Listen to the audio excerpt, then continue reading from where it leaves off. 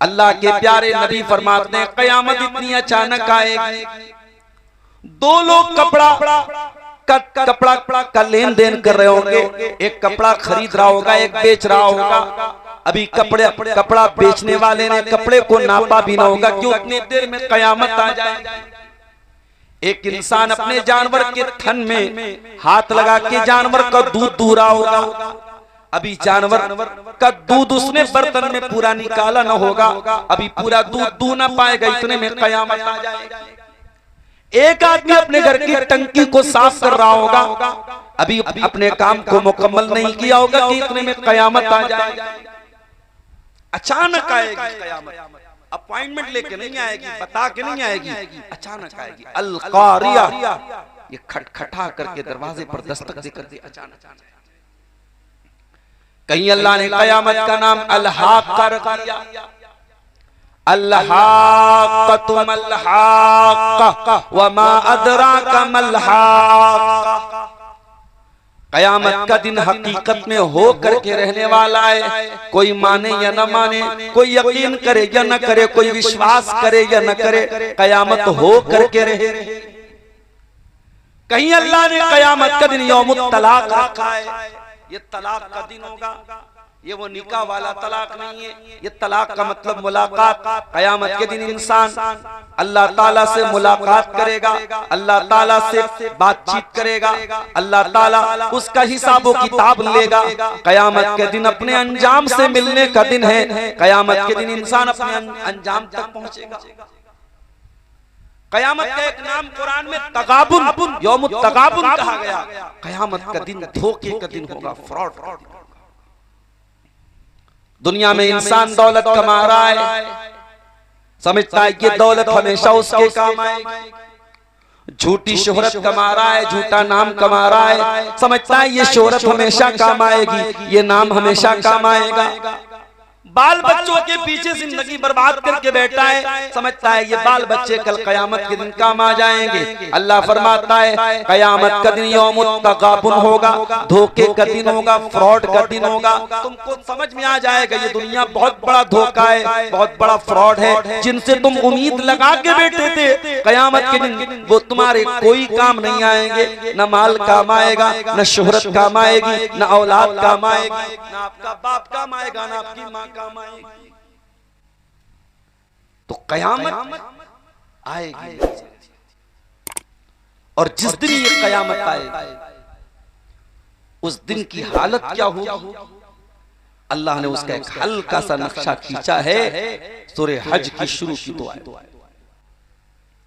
या अय्युहन्नासु तक़ू रब्बकुम इन्न ज़लज़लतस्साअति शैउन अज़ीम।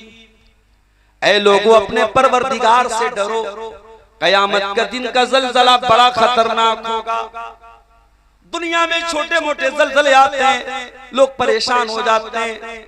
नेपाल में जलजला आया, मैंने न्यूज में पढ़ा, लोग होटलों के बाहर चले आए, किसी को लगेज की फिक्र नहीं है, किसी को अपने बच्चों की फिक्र नहीं, अपनी बीवी की फिक्र नहीं, जो जहां जान बचा के भाग सकता है भाग रहा है। वो लोगों जब दुनिया के मामूली जलजलों का ये हाल है, दिल्ली में अभी एक होटल में आग लगी, अफरा तफरी का माहौल था, 21 लोग उस आग में जल करके मर गए, और कुछ मुसलमानों ने अपनी जान पे खेल करके 7 लोगों की जान बचाई।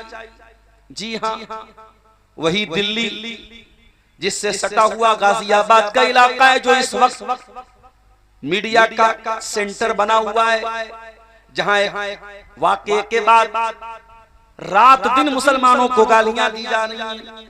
उसी गाजियाबाद से सटा हुआ दिल्ली का इलाका, और दिल्ली में ये घटना होती है, आग लगती है होटल में, और उस आग को रोकने के लिए और लोगों की जान बचाने के लिए रियाजुद्दीन नाम का एक मुसलमान दुकानदार अपने 2 लाख के गद्दों को फेंक देता है, बर्बाद कर देता है। इसलिए फेंक देता है कि उन गद्दों के जरिए लोगों की जान बच जाए। ओ मीडिया वालों, तुमने इस्लाम के खिलाफ तो बहुत जहर उगला, तुमने मुसलमानों के खिलाफ तो बहुत जहर उगला, तुमने मदरसों के खिलाफ तो बहुत जहर उगला, तुमने मस्जिदों के खिलाफ तो बहुत जहर उगला। काश के तुमने मुसलमान की ये तस्वीर भी दुनिया को दिखाई होती कि इसी देश के अंदर और उसी गाजियाबाद से सटे हुए दिल्ली के इलाके में ये चंद मुसलमान थे जिन्होंने इंसानियत का बेहतरीन नमूना पेश करते हुए ये नहीं देखा कि हम किसकी जान बचा रहे हैं, मुसलमान की बचा रहे कि गैर मुस्लिम की बचा रहे हैं। उन्होंने अपनी जान पे खेल के अपने 2 लाख का माल बर्बाद करके लोगों की जान बचाई। इस्लाम इसका नाम है मेरे प्यारे साथियों। और मदरसों में यही तालीम दी जाती है। मदरसों में जान लेना नहीं सिखाया जाता है, जान बचाना सिखाया जाता है। देश भर में बहुत सारे क्राइम होते हैं। क्राइम करने वाला मुस्लिम भी होता है, गैर मुस्लिम भी होता है। अगर गैर मुस्लिम कोई जुर्म करे तो हम तो ये नहीं कहते कि जिस स्कूल से पढ़ा है वो स्कूल जिम्मेदार है, जिस टीचर ने पढ़ाया वो टीचर जिम्मेदार है। ओ लोगों, तुम डबल स्टैंडर्ड क्यों अपनाते हो? कोई मुसलमान अगर कोई अपराध कर दे, तुम मदरसों को क्यों शक की नजर से देखने लगते हो? तुम मदरसों के ऊपर क्यों सवाल उठाने लगते हो? तुम कुरान के ऊपर क्यों सवाल उठाने लगते हो? तुम उलमा के ऊपर क्यों सवाल उठाने लगते हो? ओ लोगों, ओ मीडिया वालों, ये दोहरा चरित्र तुम कब तक लेकर के दुनिया के सामने जाओगे?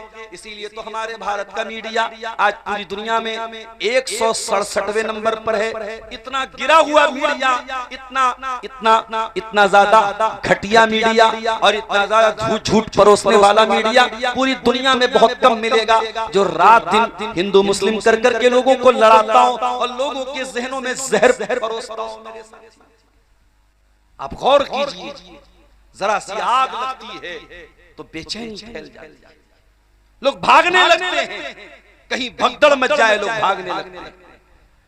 जरा गौर करो मेरे प्यारे साथियों, जब दुनिया की मामूली सी भीड़ में और दुनिया के मामूली से जलजले में लोगों की हालत होती है, तो कयामत के दिन का जलजला तो बहुत बड़ा होगा। इज़ा ज़ुलज़िलतिल अर्दु ज़िलज़ालहा व अख़रजतिल अर्दु अस्क़ालहा। कयामत के दिन तो पूरी जमीन को हिला दिया जाएगा और जमीन अपने सारे के सारे बोझ निकाल देगी, सारे मुर्दे अपनी कब्र से बाहर निकल जाएंगे, सारा सोना चांदी बाहर निकल जाएगा। व अख़रजतिल अर्दु कालहा व कालल इंसानु मालहा। और इंसान जमीन से कहेगा इसको क्या हो गया है? यौमइज़िन तुहद्दिसु अख़बारहा। कयामत के दिन जमीन बोलेगी, जमीन बताएगी, जमीन खबर देगी बिअन्ना रब्बका औहा लहा। जमीन को अल्लाह ताला ने ऑर्डर दिया था, जमीन को अल्लाह ने हुक्म दिया था, अल्लाह के हुक्म से लोगों के बारे में गवाही। जी हाँ नीमा वालों, इसी इलाके में बहुत सारे लोग बैठ करके मोबाइल पर रील्स भी देख रहे होंगे। कोई लड़का किसी लड़की से बातें भी कर रहा होगा, कोई शराबी बैठ के शराब भी पी रहा होगा। और आपको अल्लाह ने तौफीक दी, आप पिंडाल के नीचे यहाँ जलसे में आए हैं, अपना नींद कुर्बान करके, अपना बिस्तर कुर्बान करके यहाँ कुरान सुनने आए हैं, हदीस सुनने आए हैं, दीन की बातें सुनने आए हैं, अपनी इस्लाह करने आए हैं। मेरे प्यारे साथियों, इंशाअल्लाह ये नीमा की सरजमीन, ये जलसा का भी कयामत के दिन गवाही देगा। यौमइज़िन तुहद्दिसु अख़बारहा। कयामत के दिन जमीन बोलेगी, जमीन गवाही। और सिर्फ जमीन नहीं बोलेगी, कयामत के दिन हमारे आज़ा, हमारे पार्ट्स ऑफ बॉडी, हमारे शरीर के अंग भी बोलेंगे। हत्ता इदा मा जाऊहा शहीदा अलैहिम समउहुम व अबसारुहुम व जुलूदुहुम बिमा कानू यामलून। कयामत के दिन तुम्हारे कान तुम्हारे खिलाफ गवाही देंगे, तुम्हारी आंखें तुम्हारे खिलाफ गवाही देंगी, तुम्हारे बदन की चमड़ी तुम्हारे खिलाफ गवाही देगी। वक़ालू लिजुलूदिहिम लिमा शहिदतुम अलैना क़ालू अंतक़नल्लाहु अल्लज़ी अंतक़ कुल्ल शै। इंसान देखेगा मेरी चमड़ी कैसे बोल रही है। अरे आज अगर तेरे फिंगरप्रिंट से तेरा मोबाइल खुल सकता है, तेरे फिंगरप्रिंट से तू आधार के जरिए पैसा निकाल सकता है। अगर आज तू अपने दिमाग के जरिए अपनी उंगली का ये इस्तेमाल कर सकता है, तो कल अल्लाह ताला इस उंगली से तूने मोबाइल पर क्या क्या टच किया था, ये उंगली भी कल कयामत के दिन बोलेगी। उंगली कहेगी, इंसान की चमड़ी कहेगी, अंतकनल्लाहुल्लज़ी अंतका कुल्ल शै, अल्लाह ने हमको बोलना सिखाया है और हम तेरे हर करतूत को सामने लेके आए। दुनिया की अदालत में मुजरिम झूठ बोल लेता है, झूठी गवाही दे देता है, अपने आप को बचा लेता है। कयामत के दिन इंसान अपने आप को नहीं बचा पाएगा। अल यौमा नख्तिमु अला अफवाहिहिम व तुकल्लिमुना अयदीहिम व तशहदु अर्जुलुहुम बिमा कानू यक्सिबून। मेरे बंदो, हम तुम्हारे मुंह के ऊपर मुहर लगा देंगे, तुम अपने मुंह से कुछ नहीं बोल पाओगे, तुम्हारी जबान से एक लफ्ज नहीं निकलेगा, तुम्हारा हाथ गवाही देगा, तुम्हारा पैर गवाही देगा, तुम्हें अपने मुंह से कहने की कोई जरूरत नहीं पड़ेगी। कैमरा लगा हुआ है, सब रिकॉर्ड हो रहा है, इसमें बड़े अच्छे अच्छे मोबाइल भी होंगे माशाअल्लाह। ये हमारे नौजवान अब्दुल गफ्फार साहब आ रहे, वीडियो बना रहे, माफ करना मुझे पसंद नहीं है, मैं साफ साफ कह रहा हूं, ये जो उलमा आ रहे हैं, चल रहे हैं, एक एक एक्टिविटी का जो आप वीडियो बनाते हो, ये बहुत अच्छी बात नहीं, मैं मना करता हूं। मौलाना आपके साथ सेल्फी लेना चाहता हूं, तुमने मौलाना की 10 तकरीरें सुनी, तुम आज भी बेनमाजी हो, क्या फायदा सेल्फी लेने का। तुमने मौलाना की 100 तकरीरें सुन ली, मौलाना के साथ बहुत बड़ी सेल्फी लेते हो, बड़ी मोहब्बत करते हो, हर तकरीर में जाते हो, तुम गुटखा खाना तुमने नहीं छोड़ा, तुमने लड़कियों से बात करना नहीं छोड़ा, तुमने लड़कियों से चैटिंग करना नहीं छोड़ा, तुमने हराम काम नहीं छोड़ा। ये सेल्फियां कयामत के दिन तुम्हारे काम नहीं आएंगी। याद रखो मेरे प्यारे साथियों, कयामत के दिन हम जो कुछ कर रहे हैं, दुनिया का मोबाइल तो हमको रिकॉर्ड कर रहा है, मगर बीच में ऐसा भी हो सकता है रिकॉर्डिंग रुक जाए, मोबाइल डिस्चार्ज हो जाए, हो सकता है वीडियो बन जाए, आवाज ना आए, मगर अल्लाह ताला का जो रिकॉर्डिंग सिस्टम है वो कभी पॉज होने वाला नहीं है, वो कभी डिस्चार्ज होने वाला नहीं है। इज़ यतलक्कल मुतलक्कियानी अनिल यमीनी व अनिश शिमाली क़ईद। मेरे बंदो, हमने तुम्हारे अमाल को रिकॉर्ड करने के लिए 2 फरिश्तों को लगा के रखा है, एक दाएं बैठा है, एक बाएं बैठा है। मा यल्फिज़ु मिन क़ौलिन इल्ला लदैहि रक़ीबुन अतीद। वो तुम्हारा वीडियो भी रिकॉर्ड कर रहा है, वो तुम्हारा ऑडियो भी रिकॉर्ड कर रहा है, तुम क्या कर रहे हो वो भी लिखा जा रहा है, तुम क्या बोल रहे हो वो भी लिखा जा रहा है। तुम सो जाते हो, तुम्हें नींद आती है, तुम बाथरूम जाते हो, तुम आराम करते हो, तुम थक जाते हो, फरिश्तों को बाथरूम जाना नहीं पड़ता, फरिश्ते थकते नहीं है, फरिश्ते 24 घंटे काम करते हैं, 24/7 काम करते हैं, और ये फरिश्ते तुम्हारी एक एक हरकत को रिकॉर्ड कर रहे हैं, एक एक हरकत रिकॉर्ड हो रही है। व इन्ना अलैकुम लहाफिज़ीन किरामन कातिबीन यालमून मा तफ़अलून। मेरे बंदो, हमने तुम्हारे अमाल को रिकॉर्ड करने के लिए किरामन कातिबीन को मुकर्रर कर दिया है, जो तुम्हारे एक एक अमल को लिख रहे हैं। कोई गलत काम करते हुए किसी की कोई वीडियो बना ले, वीडियो बना के ब्लैकमेल करता है, तेरा वो वाला वीडियो मेरे पास है, इतना पैसा दे दे वरना ये वीडियो सोशल मीडिया पे वायरल कर दूंगा, डाल दूंगा सोशल मीडिया। एक दूसरे का वीडियो बना के आज एक दूसरे को ब्लैकमेल किया जाता है। मेरे प्यारे साथियों, हमारी पूरी जिंदगी का वीडियो बन रहा है, और जरा सोचो, दुनिया में अगर वायरल हो गया तो दुनिया में ज्यादा से ज्यादा ये होगा, आज बेइज्जत हो जाएंगे, कल फिर इज्जत मिल जाएगी, आज 4 लोग बुरा भला कहेंगे, कल भूल जाएंगे, लेकिन कयामत के दिन अगर वो वीडियो वायरल हो गया तो कयामत के दिन जो रुसवाई मिलेगी वो तो कभी खत्म होने वाली नहीं है। इसीलिए हमारे बाप इब्राहिम अलैहिस्सलाम ने बड़ी प्यारी दुआ की थी, अल्लाह से कहा था, वला तुखज़िनी यौम युबअसून यौम ला यनफ़उ मालुन वला बनून। ऐ अल्लाह, मुझे कयामत के दिन तू रुसवा न करना, मुझे कयामत के दिन तू जलील न करना, जिस दिन न माल काम आएगा न औलाद काम आएगी। सारी जिंदगी का वीडियो बन रहा है, सारी जिंदगी का ऑडियो बन रहा है, और कयामत के दिन ये वीडियो फाइल ओपन की जाए। अब जरा सोचो मेरे भाइयों, जो गुनाह हमने किए हैं, जो पाप हमने किए, हमारे बाप को नहीं मालूम, हमारी माँ को नहीं मालूम, हमारे अलावा किसी को नहीं मालूम, अल्लाह को तो हमारे वो गुनाह भी मालूम है। अल्लाह के पास तो हमारे सारे गुनाहों का रिकॉर्ड है। जब कयामत के दिन वो फाइल खुलेगी तब क्या होगा? ववुदियल किताब, तेरी जिंदगी भर की फाइल रखी जाएगी, खोली जाएगी। फतरल मुजरिमीन मुशफिकीन मिम्मा फी, तो जो अल्लाह के नाफरमान बंदे हैं, जो मुजरिम बंदे हैं, वो ये देख के डर जाएंगे, हाय अल्लाह अब तो मेरी फाइल ओपन हो जाएगी, अब तो मेरा वीडियो वायरल हो जाएगा, अब तो मेरे बारे में सबको पता चल जाएगा। वो डरे हुए होंगे, वो सहमे हुए होंगे, और जब वो फाइल खोली जाएगी, वयक़ूलूना या वैलतना मा लिहाज़ल किताबी ला युगादिरु सगीरतन वला कबीरतन इल्ला अहसाहा, कहेंगे हाय हमारी बर्बादी, ये कैसी फाइल है, ये कैसा वीडियो है, ये कैसा ऑडियो है। कोई छोटा से छोटा अमल ऐसा नहीं जो इसके अंदर रिकॉर्ड ना हुआ हो, कोई बड़ा से बड़ा अमल ऐसा नहीं जो इसके अंदर रिकॉर्ड ना हो। ये होगा क़यामत का दिन। इसीलिए अल्लाह ताला कुरान में हमें क़यामत के दिन से डरा रहा है। या अय्युहन्नासु तक़ू रब्बकुम इन्न ज़लज़लतस्साअति शैउन अज़ीम, ऐ लोगों अपने परवरदिगार से डरो, क़यामत के दिन का ज़लज़ला बड़ा खतरनाक होगा। ऐ अल्लाह कितना खतरनाक होगा?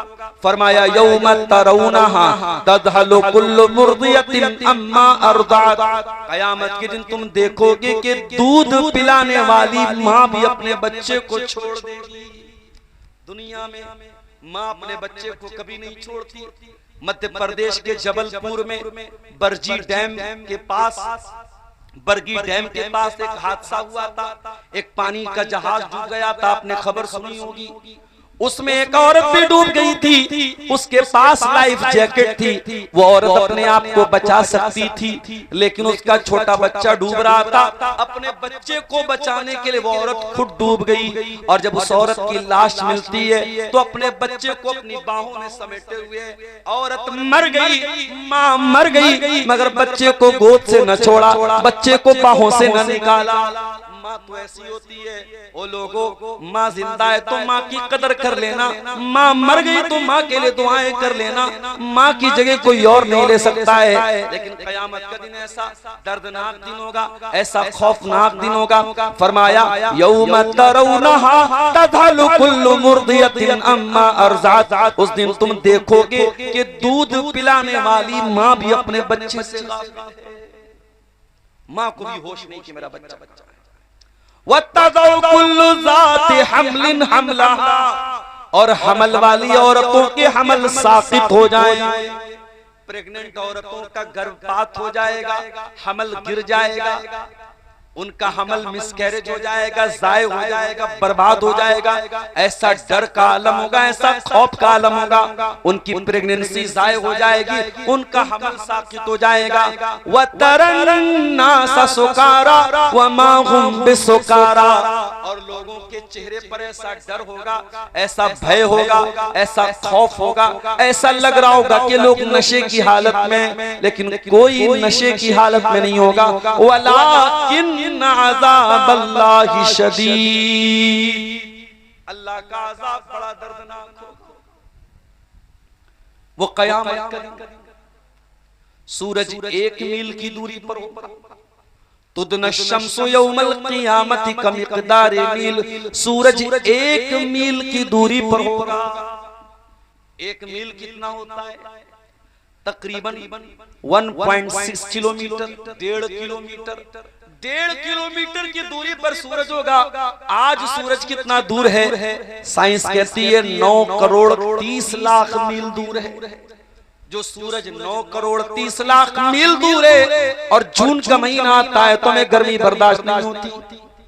मैं दोपहर के टाइम बनारस से चला, चश्मा भी लगाए हूँ, हेलमेट भी लगाए हूँ, बाइक पे चल रहा हूँ, लेकिन ऐसा लग रहा है गरम गरम हवाएं बदन के अंदर दाखिल हो रही हैं। ऐसा लग रहा है कहीं लू न लग जाए, कहीं ये गर्म हवाएं जिस्म के अंदर न चली जाए। मेरे प्यारे साथियों, हमसे 9 करोड़ 30 लाख मील की दूरी पर सूरज है, गर्मी बर्दाश्त नहीं होती। जरा सोचो 1 मील की दूरी पर सूरज होगा तो क्या हाल होगा। और जब कयामत के दिन सब लोग आएंगे, अल्लाह के प्यारे नबी फरमाते हैं युहशरुन्नासु यौमल क़ियामति हुफ़ातन उरातन गुरला, सारे के सारे लोग नंगे होंगे। जी हाँ, एवरीवन विल बी नेकेड, सारे के सारे लोग नंगे होंगे, किसी के बदन पे कपड़ा नहीं होगा।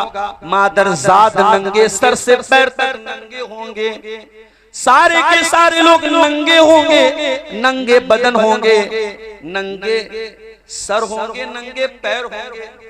और मर्दों का खतना भी नहीं हुआ होगा। मुसलमान के घर में बच्चा पैदा होता है, हम अल्लाह के नबी की हदीस के मुताबिक खतना कराते हैं, लेकिन कयामत के दिन अल्लाह बगैर खतने के उठाएगा। जैसे माँ के पेट से पैदा हो तो उसी हाल में उठाया जाएगा। अच्छा, खतने का भी आजकल बड़ा मजाक पड़ा है। मुसलमानों को जब गाली दी जाती है ना, उनको कटुआ कहा कहते हैं लोग, कटी पतंग कहते हैं, इस तरीके के अल्फाज लोग इस्तेमाल करते हैं। और कुछ लोग तो यहाँ तक कहते हैं कि अगर खतना सही है तो ईश्वर ने, अल्लाह ने खतना करके क्यों नहीं भेजा, तुम दुनिया में आके खतना क्यों कराते हो, इसका मतलब कि ये खतना गड़बड़ है। अरे भाई, बच्चा पैदा होता है तो कभी कभी ऐसा भी होता है, बल्कि अक्सर ऐसा होता है कि उसकी जो नाफ होती है वो माँ के साथ जुड़ी रहती है। डॉक्टर उसको काटता है और उसके बाद उस पर दवा वगैरह छिड़की जाती है, तब वो जो नाभि होती है तब जाके वो सही होती है। अगर खतना के बगैर इंसान अगर पैदा हुआ है और तुम ये कहते हो खतना कराना गलत है, तो फिर वो नाभि को क्यों काटते हो? वो जो नाभि की डोरी होती है उसको क्यों काटो? उसको उसी तरीके से रहने दो। बच्चा पैदा होता है, बड़े बड़े बाल होते हैं, उन बालों को मुसलमान भी अकीका वाले दिन मुड़वाता है और गैर मुस्लिम भी मुंडन कराते हैं। तुम अपने बच्चों का मुंडन क्यों कराते हो? जब ईश्वर ने बालों के साथ पैदा किया तो तुम बाल क्यों मुड़वाते हो? ओ लोगों, तुम अगर अकल की, लॉजिक की दलीलें दोगे तो लॉजिक की दलीलें हमारे पास भी बहुत सारी हैं, मगर याद रखो हम खतना लॉजिक की बुनियाद पे नहीं करते, हम तो इसलिए करते हैं क्योंकि जनाब मोहम्मद रसूलुल्लाह की तालीम है, हमारे पैगंबर की तालीम, हमारे नबी की तालीम है। और ये भी सुन लीजिए कि ये खतना सिर्फ मुसलमान नहीं कराता है, यहूदियों के यहाँ भी खतना होता है, ईसाइयों के यहाँ भी खतना होता है। और मेडिकल साइंस बताती है कि ये खतना इंसान की शर्मगाह के लिए बहुत बेहतर चीज है। इस खतने के न होने की वजह से कैंसर होने के बड़े इम्कान होते हैं, वहाँ पे गंदगी स्टोर होती है, वहाँ पे जरासीम इकट्ठा होते हैं और खतने की वजह से बहुत सारी बीमारियों से इंसान बच जाता है। ये मैं नहीं कह रहा हूँ, मेडिकल साइंस कह रही है। तो खतने का भी लोग मजाक उड़ाते, उस पर मैंने ये बात कह दी। कयामत के दिन अल्लाह ताला बगैर खतने के सबको उठाएगा। नंगे पैर होंगे, नंगे बदन होंगे और बगैर खतने के होंगे। आगे अल्लाह के नबी फरमाते हैं व अव्वलु मन युक्सा इब्राहीम अलैहिस्सलाम, कयामत के दिन सबसे पहले कपड़ा पहनाया जाएगा इब्राहीम अलैहिस्सलाम। ऐ अल्लाह, तूने इब्राहिम को सबसे पहले कपड़ा क्यों पहनाया? इब्राहिम को जब आग में डाला गया था, अल्लामा इब्ने हजर लिखते हैं कि इब्राहिम अलैहिस्सलाम को जब आग में डाला गया था तो कपड़ा उतार करके डाला गया था। इब्राहिम के बदन से कपड़े उतार करके उनको आग में डाला गया था। इब्राहिम अल्लाह की तौहीद के लिए आग में गए, इब्राहिम अल्लाह ताला की तौहीद को बचाने के लिए आग में गए। उसका अंजाम, उसका फल ये मिला, उसका समरा ये मिला कि कयामत के दिन सबसे पहले इब्राहिम को कपड़ा पहनाया जाएगा। दुनिया में उनके बदन से कपड़ा उतार करके उनको आग में डाला गया और कयामत के दिन सबसे पहले उन्हीं को कपड़ा पहनाया जाएगा। पसीना का ये आलम होगा मेरे साथी कि कोई घुटने तक, कोई कमर तक, कोई टखने तक, कोई पूरा का पूरा पसीने में डूबा हुआ होगा। सूरज 1 मील की दूरी पर होगा। क्या उस गर्मी से बचने का कोई उपाय है? दुनिया में हमें गर्मी लगती है, हम पंखा लगाते हैं, कूलर लगाते हैं, एसी लगाते हैं। क्या कयामत के दिन की गर्मी से बचने का भी कोई उपाय है? जी हाँ, आइए वो हदीस भी आपको पढ़ के सुना। अल्लाह के प्यारे नबी फरमाते हैं, सबातुन युदिल्लुहुमुल्लाहु फी दिल्लिही यौम ला दिल्ला इल्ला दिल्लुहु। कयामत के दिन 7 ऐसे लोग होंगे जिनको अल्लाह ताला गर्मी नहीं लगने देगा। उनको कयामत के दिन गर्मी नहीं लगेगी। सूरज 1 मील की दूरी पर होगा, फिर भी उनको गर्मी नहीं लगेगी। उनको अल्लाह ताला स्पेशल एसी देगा, स्पेशल साया देगा, स्पेशल उनको ठंडक मिलेगी। यौम ला ज़िल्ला इल्ला ज़िल्लुहु, उनके अलावा किसी और को ठंडक नहीं मिलेगी। कौन लोग होंगे? 7 लोग होंगे। ओ नीमा वालों, जरा कान खड़े करके सुन लेना। उन 7 में से कोई एक क्वालिटी अपने अंदर पैदा कर लेना, तो मैं समझूंगा आज अब्दुल गफ्फार साहब की मेहनत कामयाब हो गई। इतना लंबा सफर करके रात को 1:30 बजे आपके सामने बैठा हूं, मैं समझूंगा जिस मकसद के लिए आया था वो मकसद कामयाब हो गया। बड़े गौर से सुनना, अल्लाह के प्यारे नबी फरमाते हैं 7 लोग ऐसे होंगे जिनको अल्लाह ताला कयामत के दिन गर्मी नहीं लगने देगा। उनको कयामत के दिन गर्मी नसीब नहीं, उनको कयामत के दिन गर्मी नहीं लगेगी। उनको अल्लाह ताला अपने अर्श का साया देगा। अच्छा एक बात बताओ, ज्यादा गर्मी भी मुसीबत है और ज्यादा ठंडी भी मुसीबत है। जहन्नम में दोनों अजाब होगा जी। जहन्नम में बहुत ज्यादा गर्मी भी होगी और जहन्नम में बहुत ज्यादा सर्दी भी लगेगी। इसीलिए अल्लाह ताला कुरान करीम में जब जन्नतियों का जिक्र करता है तो फरमाता है कि जब जन्नतियों को अल्लाह ताला जन्नत में दाखिल करेगा, मुत्तकीन फीहा अलल अराई, जन्नती आराम से तकिया लगा करके बैठे होंगे। ला यरौना फीहा शम्सन वला ज़महरीरा, और जन्नतियों को जन्नत में न धूप लगेगी न सर्दी लगेगी। ना तो उनका मौसम बहुत ज्यादा ठंडा होगा, उनका क्लाइमेट बहुत ज्यादा ठंडा भी नहीं होगा, इतनी ज्यादा ठंडक नहीं होगी परेशान हो जाएं, और इतनी ज्यादा गर्मी भी नहीं होगी कि परेशान हो जाएं। ना तो उनको धूप लगेगी ना उनको सर्दी लगेगी। ऐ अल्लाह, कयामत के दिन जब सूरज 1 मील की दूरी पर होगा, वो कौन खुश नसीब बंदे होंगे जिनको तेरे अर्श का साया मिलेगा, जिनको गर्मी नहीं लगेगी, जिनको पसीना नहीं होगा। वो कौन लोग होंगे? नंबर 1, इमामुन आदिल, अदल करने वाला इमाम, अदल करने वाला बादशाह, न्याय करने वाला बादशाह, जो लोगों के साथ न्याय करता हो, अन्याय न करता हो, जो कानून चलाता हो तो सबके लिए कानून बराबर हो, मजहब देख करके कानून का पालन न करवाता हो। एक जुर्म पर एक मजहब को कोई और सजा दी जाए और दूसरे मजहब वालों को वो सजा न दी जाए, अगर ऐसा कोई करता है वो दुनिया की नजर में बहुत अच्छा हो सकता है, मगर अल्लाह की नजर में, रसूल की नजर में, इंसानियत की नजर में वो इंसान जालिम माना जाएगा, जो कानून का दुरुपयोग करता है, जो न्याय का गलत इस्तेमाल करता है। अल्लाह के नबी फरमाते हैं कयामत के दिन अल्लाह ताला सूरज की गर्मी से सबसे पहले किसको बचाएगा? इमामुन आदिलुन, इंसाफ करने वाला बादशाह, इंसाफ करने वाला इमाम, इंसाफ करने वाला लीडर।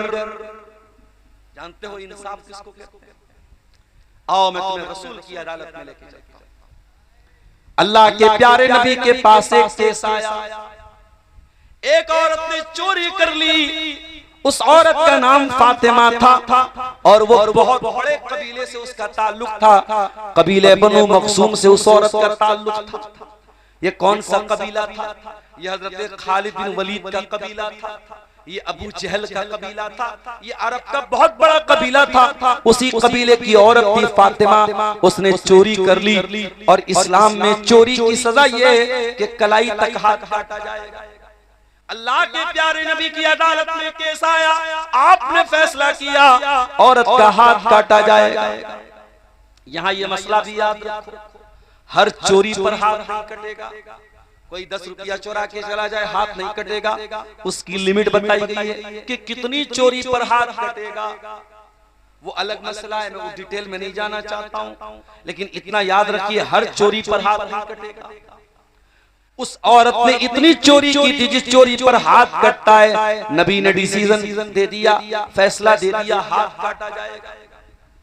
औरत के कबीले वाले परेशान हो गए, इस औरत का हाथ कटेगा हमारे पूरे कबीले की नाक कट जाएगी, हमारी नाक का सवाल है, हमारी इज्जत का सवाल है। लेकिन किसी की इतनी हिम्मत नहीं है कि अल्लाह के रसूल से आके ये कह सके, अय अल्लाह के नबी उस औरत का हाथ ना काटिए, कोई और औरत दे दीजिए।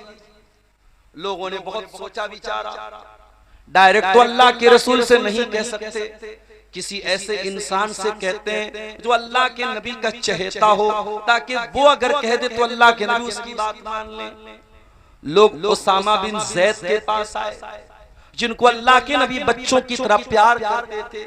जब हसन और हुसैन को लाडो प्यार करते थे तो उसामा बिन जैद को भी लाडो प्यार करते थे। उसामा बिन जैद अल्लाह के नबी के बड़े चहेते साहबी थे, बड़े प्यारे साहबी थे। लोग उसामा के पास आए, अय उसामा औरत का हाथ कटेगा, पूरे खानदान की नाक कट जाएगी, अय उसामा अल्लाह के रसूल के पास जाके सिफारिश कर दो, कोई और सजा दे दी जाए, हाथ न काटा जाए, हमारे खानदान की इज्जत का सवाल है। उसामा आते हैं, अय अल्लाह के नबी, वो जो औरत ने चोरी की है फातिमा नाम की, अय अल्लाह के नबी कोई और सजा दे दीजिए, हाथ मत काटिए, जुर्माना लगा दीजिए, पेनल्टी लगा दीजिए, सजा कुछ और दे दीजिए, हाथ ना काटिए। बुखारी के अल्फाज हैं, अल्लाह के प्यारे रसूल का चेहरा गुस्से से सुर्ख हो गया, लाल हो गया, और आपने बड़े गुस्से में फरमाया, अतशफौ फी हद्द मिन हुदूदिल्लाह, अय उसामा क्या तू अल्लाह के कानून को बदलने के लिए मेरे पास आए हो? क्या तुम सोर्स लगा रहे हो? क्या तुम सिफारिश कर रहे हो कि मैं अल्लाह के कानून को तुम्हारे लिए तोड़ दूं?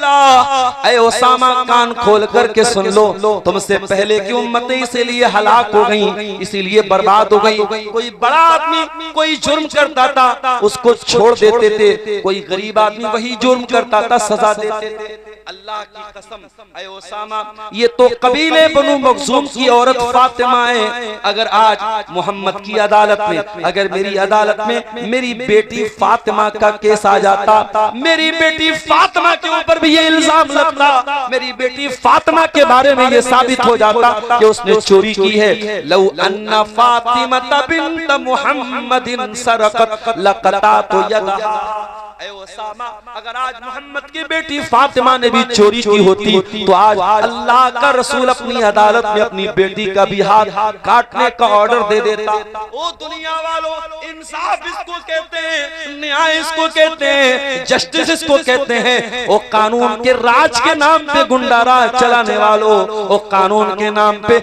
मुसलमानों को तबाह करने वालों, ओ कानून के नाम पे मुसलमानों पर अत्याचार करने वालों, काश तुमने इंसाफ को समझा होता, काश तुमने न्याय को समझा होता, काश तुमने जस्टिस को समझा होता। इंसाफ होता है मेरे प्यारे साथी। इस्लाम तो वो दीन है जो जंग के मैदान में भी ना इंसाफी करने की तालीम नहीं देता। दुनिया का हर मजहब ये कहता है जंग में सब जायज है, इस्लाम कहता है जंग में सब जायज नहीं है। अल्लाह के प्यारे नबी जंग के मैदान में सहाबा को भेज रहे हैं और जंग के मैदान में जाते हुए कहते हैं ला तक़्तुलू वलीदा, ऐ मेरे सहाबा देखो जंग के मैदान में किसी बच्चे को कत्ल न करना, किसी औरत पर हाथ न उठाना, किसी ऐसे बूढ़े पर हाथ न उठाना जो जंग में लड़ने के लिए नहीं आया है, किसी पेड़ को आग न लगाना, किसी के धार्मिक स्थल को न तोड़ना, किसी के मजहबी जगह को न तोड़ना। ये तालीम अल्लाह के प्यारे नबी जंग के मैदान में जाने के लिए दे रहे हैं। आज जब दंगा होता है, फसाद होता है, तो करता कोई और है और सजा कोई और होता है। यही तो होता है। कोई एक आदमी गलती करता है, पूरी कम्युनिटी को उसकी सजा दी जाती है। इसीलिए अपने नौजवानों से भी एक बात कहता हूं, खबरदार सोशल मीडिया पर कोई ऐसी चीज मत डालना जिससे आप या आपकी पूरी कम्युनिटी परेशानी में आ जाए। ओ यूट्यूबरों, ओ यूट्यूब चलाने वाले, चैनल चलाने वाले मेरे भाइयों, अपने सब्सक्राइबर की तादाद बढ़ाने के लिए, अपनी व्यूअरशिप बढ़ाने के लिए कोई भड़काऊ थंबनेल न लगाना, तुम्हारा चैनल भी परेशानी में पड़ेगा। और सबसे ज्यादा जिस आलिम की तकरीर पर आप भड़काऊ थंबनेल लगाओगे वो परेशानी में पड़ेगा। इसलिए मेरे प्यारे साथियों, सोशल मीडिया का इस्तेमाल बड़ी एहतियात के साथ करो। आज एक आदमी की सजा पूरी कम्युनिटी को, पूरे समाज को, पूरे घर वालों को, पूरे परिवार को। आप गौर कीजिए, इस्लाम तो यहाँ तक कहता है, वला यजरिमन्नकुम शनआनु कौमिन अला अल्ला तादिलू, किसी कौम के साथ तुम्हारी दुश्मनी है तो दुश्मन के साथ भी तुम्हें अन्याय नहीं करना है, दुश्मन के साथ भी तुम्हें नाइंसाफी नहीं करना है, दुश्मन के साथ भी तुम्हें न्याय करना है, इंसाफ करना है। कयामत के दिन सबसे पहले अल्लाह ताला अगर कयामत के दिन की गर्मी से बचाएगा तो किसको बचाएगा? इमाम आदिलुन, इंसाफ करने वाला बादशाह, इंसाफ करने वाला शासक, इंसाफ करने वाला राजा, इंसाफ करने वाला हाकिम, जो अपनी प्रजा के साथ, अपनी आवाम के साथ इंसाफ करता हो, न्याय करता हो, जस्टिस। नंबर 2, वशाबुन नशा फी इबादतिल्लाह, और कयामत के दिन की गर्मी से अल्लाह ताला उस नौजवान को बचाएगा जिसकी जवानी अल्लाह की इबादत में गुजरी। ओ नीमा के मेरे नौजवानों, तुम्हारी जबान में, तुम्हारे मुंह में तो गुटखा है, तुम्हारे मुंह पर तो गाली है, तुम्हारी रातें तो मोबाइल पर रील्स देखने में गुजर रही हैं। तुम तो हय्या अल सलाह की आवाज सुन करके भी बैठ के अपने मोबाइल पर गेम खेल रहे हो, तुम अस्सलातु खैरुम मिनन नौम की आवाज सुन करके भी बिस्तर पर सोए पड़े हो। ओ नौजवानों, काश कि तुमने अपनी जवानी को सही तरीके से इस्तेमाल किया होता। अगर जवानी को अल्लाह की इबादत में गुजारोगे तो कयामत के दिन गर्मी नहीं लगेगी। ओ दुनिया में तो तुम गर्मी बर्दाश्त नहीं कर पाते हो, एसी लगवाते हो, कूलर लगवाते हो, पंखा लगवाते हो। ओ मेरे नौजवानों, तुम कयामत के दिन की गर्मी से कैसे बचोगे? अगर कयामत के दिन की गर्मी से बचना है, अल्लाह के नबी तरीका बता रहे, नुस्खा बता रहे, वशाबुन नशा फी इबादतिल्लाह, जवानी को अल्लाह की इबादत में गुजारो मेरे साथ। नहीं मौलवी साहब, अभी जवान हैं, अभी मजा ले दीजिए, बुढ़ापा आएगा सुधर जाएंगे। ओ बुढ़ापे का इंतजार करने वालों, जाओ जरा कब्रिस्तान में जाके देखो, जनाजों की तादाद आपको जवानों की कम नहीं मिलेगी, जवानों की तादाद ज्यादा मिलेगी, जवानों के जनाजे आपको ज्यादा मिलेंगे। अभी 2-3 हफ्ते पहले का वाकया मैंने कई तकरीरों में सुनाया है। उत्तर प्रदेश में सिद्धार्थ नगर में मेरा प्रोग्राम था, बनारस से 300 किलोमीटर दूर मेरा प्रोग्राम था। मैं बाई कार गया था, तकरीर करके मैं वापस बनारस जा रहा था, जो मेरी आदत है, रात में वापस जा रहा था। उसी जलसे में मुंबई के भी एक मौलाना आए थे, मौलाना इरफान मदनी साहब, उनकी भी तकरीर थी। वो बंबई से आए हुए थे लेकिन उनका गांव वहीं पर आसपास में था। जलसा कमेटी के लोग उनको छोड़ने के लिए गए, 2 नौजवान अपनी कार से ड्रॉप करने के लिए मौलाना के गांव तक गए, वापस लौटने लगे। रात का समय था, बल्कि ये कह लीजिए भोर का समय था, सुबह का समय था। सुबह के 3 साढ़े 3 बज रहे थे। उन दोनों नौजवानों में से एक नौजवान रात भर का जगा हुआ था, उसको नींद आ रही थी। 10 सेकंड के लिए उसको नींद आई और एक खतरनाक किस्म के मोड़ के पास एक्सीडेंट हो गया, गाड़ी खाई में गिर गई और दोनों नौजवान ऑन द स्पॉट इंतकाल कर गए। मैं बनारस पहुंचा हूं, फोन आया, मौलाना आप तो पहुंच गए। मैंने कहा मैं पहुंच गया। यह बहुत बड़ा हादसा हो गया। मौलाना इरफान मदनी को छोड़ने 2 लड़के गए थे, दोनों लड़कों का ऑन द स्पॉट इंतकाल हो गया। हम नहीं जानते मेरे भाइयों, कौन सा एक्सीडेंट हमारी मौत की खबर लेके आ जाए, कौन सा हादसा हमारे बच्चों को यतीम बना दे, कौन सा एक्सीडेंट हमारी बीवी को बेवा बना दे। ओ नौजवानों, इंतजार मत करो बुढ़ापे का, इंतजार मत करो मौत के आने का। मौत आ जाएगी फिर तौबा करने का मौका नहीं मिलेगा। बुढ़ापा आने के पहले भी मौत आ सकती है। वशाबुन नशा फी इबादतिल्लाह, वो नौजवान बन जाओ जिस नौजवान की जवानी अल्लाह की इबादत में गुजरती हो। ये जवानी बहुत बड़ी नेमत है मेरे प्यारे साथी।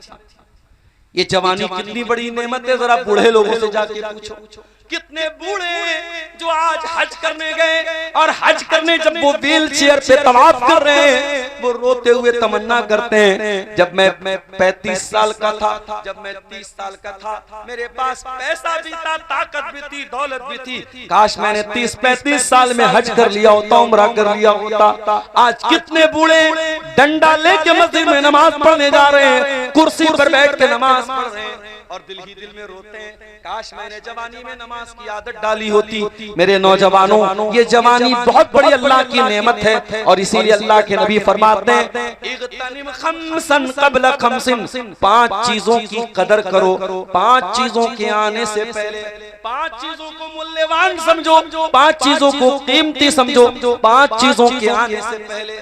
शबाब का कबल हरमिक, अपनी जवानी को गनीमत समझो बुढ़ापे के आने से पहले। वस्सिहत का कबल सकमिक, अपनी तंदुरुस्ती को गनीमत समझो बीमार होने के पहले। वगिना का कबल फक्रिक, अपनी दौलत को गनीमत समझो फकीर होने से पहले। वफराग का कबल शुगलिक, अपने समय का मूल्य समझो बिजी होने से पहले। वहयात का कबल मौतिक, और अपनी जिंदगी की कदर करो मौत आने के पहले। ये दूसरा आदमी होगा जिसको अल्लाह ताला कयामत के दिन अर्श का साया देगा। वह शाबुन नशा फी इबादतिल्लाह, वो नौजवान जिसकी जवानी अल्लाह की इबादत। आइए मैं 2 नौजवानों का वाकया आपको सुना देता हूँ। एक नौजवान जिसका नाम मुसअब बिन उमैर, जो मक्के का बहुत खूबसूरत और हैंडसम नौजवान है, बड़ा बेहतरीन कपड़ा पहनता है, बड़ी अच्छी खुशबू लगाता है, उसका जूता बाहर से आता है, उसका कपड़ा बाहर से आता है। मुसअब बिन उमैर मक्के का बड़ा हैंडसम नौजवान है, बड़ा फैशनेबल नौजवान है। मुसअब बिन उमैर ने इस्लाम कबूल कर लिया, अल्लाह के नबी के पास आकर के ईमान कबूल कर लिया। बाप ने घर से निकाल दिया, माँ ने रिश्ता तोड़ दिया। मुसअब बिन उमैर जमीन पे आ गए। कल तक तो आसमान की सैर कर रहे थे, आज जमीन पे आ गए। मुसअब बिन उमैर जो कल तक बड़े अमीर बाप के बेटे थे, करोड़पति बाप के बेटे थे, आज ईमान लाने के बाद बाप ने भी नाता तोड़ दिया, माँ ने भी रिश्ता तोड़ दिया। मुसअब बिन उमैर फटा पुराना कपड़ा पहन करके मक्के में चले गए। लेकिन मुसअब बिन उमैर को कोई फर्क नहीं पड़ा, उनकी जिंदगी का एक ही मिशन था, मुझे अल्लाह के दीन के लिए मेहनत करना है, मुझे अल्लाह को राजी करना है, मुझे नबी का साथ देना है, मुझे इस्लाम का साथ देना है। अल्लाह के नबी ने मुसअब को मदीना भेजा। ऐ मुसअब, मैं तुमको मदीना भेज रहा हूं। ऐ अल्लाह के नबी, मैं मदीना जाके क्या करूंगा? वहां जाके तुम्हें इस्लाम की तबलीग करना है, तुम्हें लोगों को इस्लाम के बारे में बताना है। मुसअब बिन उमैर मदीना पहुंचे। अभी मदीना में बहुत कम लोग ईमान वाले, बहुत थोड़े से लोग ईमान वाले थे। मुसअब बिन उमैर ने लगातार 1 साल तक मेहनत की। 1 साल तक मेहनत करने के बाद इतना काम किया उन्होंने, मदीना में जाकर के हर मदीना के हर घर में कोई ना कोई आदमी इस्लाम को कबूल कर लेता है, हर घर में कोई ना कोई एक आदमी मुसलमान हो जाता है। ये 1 साल के कठिन परिश्रम का नतीजा है, ये मेहनत का नतीजा है। मुसअब बिन उमैर, मेरे नौजवानों, जरूरी नहीं है कि आप आलिम दीन बन जाएं तभी आप दीन का काम कर सकते। आप गवर्नमेंट टीचर हैं, आप डॉक्टर हैं, आप इंजीनियर हैं, आप किसी भी फील्ड में हैं, आप अपनी फील्ड में रह करके भी दीन का काम कर सकते हैं। जितनी मालूमात अल्लाह ने आपको दी है और जितना आपने उलमा से सीखा है, उसके दायरे में रह करके आप लोगों को तौहीद का रास्ता बताइए। अगर आपके जरिए कोई एक आदमी भी हिदायत को कबूल कर लेता है तो यह आपकी जिंदगी की सबसे कीमती कमाई है, सबसे बड़ी कमाई है। मेरे प्यारे साथियों, मुसअब बिन उमैर के जरिए मदीना में इस्लाम की एक लहर चली और मदीना के हर घर से लोगों ने इस्लाम कबूल किया। बाद में अल्लाह के रसूल जब मदीना आए तो मदीना में बहुत बड़ी तादाद में लोग इस्लाम कबूल कर चुके थे। यही मुसअब बिन उमैर जंगे उहुद में शहीद हो जाते हैं, अल्लाह की राह में लड़ते लड़ते शहीद हो जाते हैं। और शहीद हो जाने के बाद जब कफनाया जाने लगता है तो ये लंबे चौड़े थे, इनकी हाइट ज्यादा थी, बॉडी बिल्डर आदमी थे और कफन की चादर छोटी थी और एक से ज्यादा चादर की गुंजाइश नहीं थी। मुसअब बिन उमैर को जब कफनाया जाने लगा तो सहाबे किराम की आंखों से आंसू आ गए। हाय हाय, ये तो वही मुसअब जो कल मक्के का सबसे खूबसूरत और हैंडसम नौजवान था, जो सबसे बेहतरीन कपड़ा पहन करके घूमा करता था, आज इंतकाल हो गया है। और कफन का कपड़ा इतना भी नहीं कि पूरी बॉडी को कवर किया जा सके, सर को तो कफन में बांधा गया और पैर पे घास फूस डाल के मुसअब बिन उमैर को कब्र में उतारा गया। ओ नौजवानों, ये भी तो एक नौजवान थे, कहाँ तुम्हारी जवानी गुजर रही है और कहाँ मुसअब बिन उमैर की जवानी गुजरी थी। जरा अब्दुल्ला बिन उमर को देखो। अब्दुल्ला बिन उमर कौन है? हजरत उमर के बेटे हैं। हजरत उमर के बेटे हैं, हजरत हफ्सा के भाई हैं, अल्लाह के रसूल के साले हैं। अब्दुल्ला बिन उमर मस्जिद में सोया करते थे। एक दिन उन्होंने रात में ख्वाब देखा, बड़ा अजीब व गरीब ख्वाब देखा। डायरेक्ट अल्लाह के रसूल से बयान करने की हिम्मत नहीं पड़ी, अपनी बहन के पास आए और बहन से कहा कि है मेरी बहना, मैंने ख्वाब देखा है। क्या ख्वाब देखा है? मैंने देखा दो फरिश्ते मेरे पास आए, मुझको लेके जाने लगे एक कुएं के पास। एक कुएं टाइप की कोई चीज थी। मैं जब वहां पहुंचा, मैंने झांक के देखा, नीचे आग जल रही थी। मैं देख के डर गया। उन दोनों फरिश्तों ने कहा कि तुम डरो नहीं, तुम इस आग के अंदर नहीं जाओगे। ऐ मेरी बहन हफ्सा, जरा अल्लाह के प्यारे रसूल से पूछ के बताना, इस ख्वाब की ताबीर क्या है, इस ख्वाब का मतलब क्या है, इस ख्वाब में मुझको अल्लाह ताला क्या दिखा रहा है। अब्दुल्ला बिन उमर का ये ख्वाब उनकी बहन ने अल्लाह के रसूल से बयान किया। अल्लाह के नबी मुस्कुराए और आपने हफ्सा से फरमाया, ऐ हफ्सा, नेमर रजुल अब्दुल्ला, तुम्हारा भाई अब्दुल्ला बहुत अच्छा इंसान है, बहुत नेक इंसान है। लौ कान युसल्ली मिनल लैल, बस एक चीज की कमी है, तुम्हारा भाई रात में तहज्जुद नहीं पढ़ता है, तुम्हारा भाई रात में क़यामुल लैल नहीं करता है। ऐ हफ्सा, जाओ अपने भाई से कहो कि रात में तहज्जुद पढ़ा करे। हफ्सा रज़ी अल्लाह ताला अन्हा आती हैं और अपने भाई को ये बात सुना देती हैं कि अल्लाह के नबी ने फरमाया है अब्दुल्ला बहुत अच्छा इंसान है, बस एक बात की कमी है, अब्दुल्ला रात में तहज्जुद नहीं पढ़ता है। मेरे नौजवानों, कितने नौजवान हैं जो रात में तहज्जुद पढ़ते हैं? अरे तहज्जुद छोड़ो, कितने नौजवान ऐसे जो पांचों टाइम की नमाज पढ़ते हैं। वो तकरीरें सुनने वालों, वो जलसों में रात रात भर जागने वालों, अगर तुम नमाज की पाबंदी नहीं करते तो फिर तकरीरें सुनने का क्या फायदा है, फिर जलसों में जाने का क्या फायदा है, फिर उलमा के साथ सेल्फी लेने का क्या फायदा है। अब्दुल्ला बिन उमर जैसे उनके कानों में अल्लाह के प्यारे नबी का जुमला पड़ा कि आपने फरमाया अब्दुल्ला बहुत अच्छा इंसान है, बस तहज्जुद नहीं पढ़ता है, बुखारी के अल्फाज हैं, उस दिन के बाद से अब्दुल्ला बिन उमर तहज्जुद पढ़े बगैर नहीं सोते थे। रात भर वो इबादत किया करते थे, बहुत थोड़ा सा सोते थे, बाकी टाइम वो इबादत किया करते थे। वशाबुन नशा फी इबादतिल्लाह, क़यामत के दिन अल्लाह ताला सूरज की गर्मी से उस नौजवान को भी बचाएगा जिस नौजवान की जवानी अल्लाह की इबादत में गुजरी हो।